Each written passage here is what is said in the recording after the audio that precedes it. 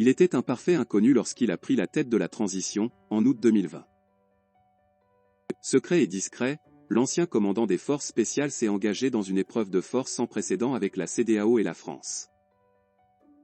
Est-il prêt à tout pour se maintenir au pouvoir?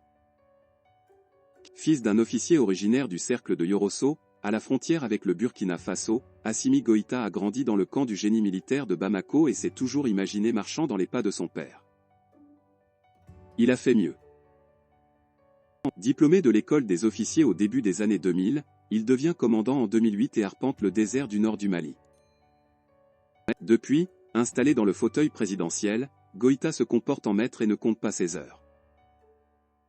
Il s'est détourné de la France, ancienne puissance coloniale, et de ses alliés pour se tourner vers la Russie et les mercenaires du groupe Wagner. Désormais, lui et ses hommes n'ont qu'un seul credo, ne se faire dicter aucune loi. Des manifestants s'étaient rassemblés à Gao pour accélérer le départ de l'armée française. L'homme fort de Bamako a compris que ce discours populiste le servait.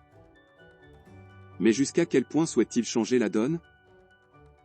Si certains voient en lui un nouveau Thomas Sankara, lui ne se réclame d'aucune idéologie révolutionnaire. Combien de temps Assimi Goïta peut-il tenir? Jusqu'où est-il prêt à aller pour rester à la tête du pays?